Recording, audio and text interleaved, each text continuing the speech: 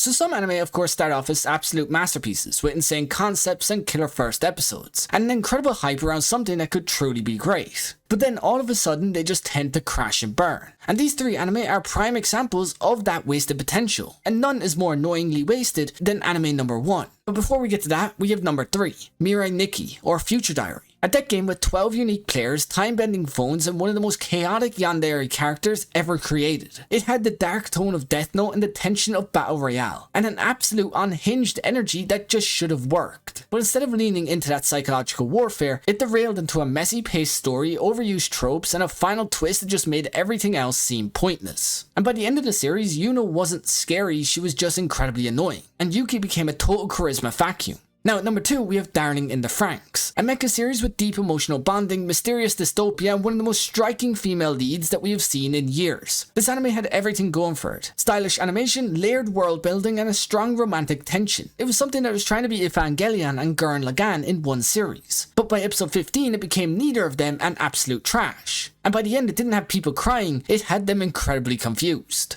But now none of these is as upsetting as the wasted potential that came from Sword Art Online, the series that to this day is considered one of the worst anime ever created, but also the anime that has potentially the most perfect beginning. For you see, they were trapped in an MMORPG deck game, with real stakes and incredible world building. But then all of a sudden, Kirito gets overpowered and the pacing just gets rushed. And the series goes from fight for survival to virtual incest and fairies. And every time it starts to build on something amazing, it skips to another game or another girl, or another reason to just let Kirito win because of plot armor. It could have been a generation defining anime, but in the end simply became the ultimate anime what if.